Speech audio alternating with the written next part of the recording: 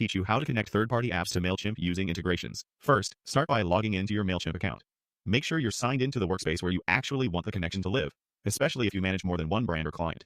Once you're in, look to the left sidebar and click Integrations. This is your central hub for bringing other tools into Mailchimp. The Connect Apps and Integrations page will open. Think of this page as a directory of services that can share data with Mailchimp, from e-commerce platforms to design tools and survey providers. To quickly find what you need, use the integration search bar at the top. This saves time scrolling and helps you get straight to the right listing. Type the name of the app you want to connect. For example, you might enter Shopify for online store data, Canva for design assets, or SurveyMonkey for collecting feedback.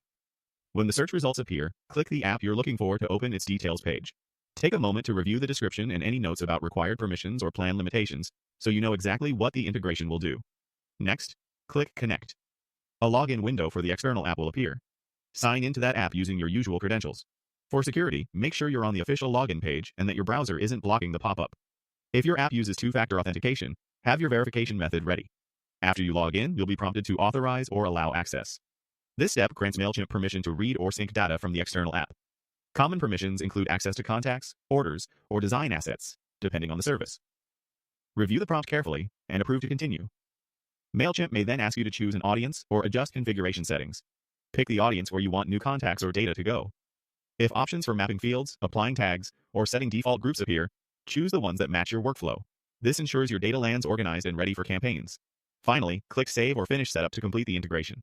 Give it a moment to finalize.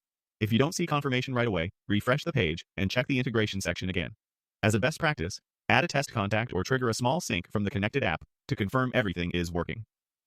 If something seems off, revisit the permissions, make sure you're logged into the correct accounts, and confirm that any required features are enabled in the external app.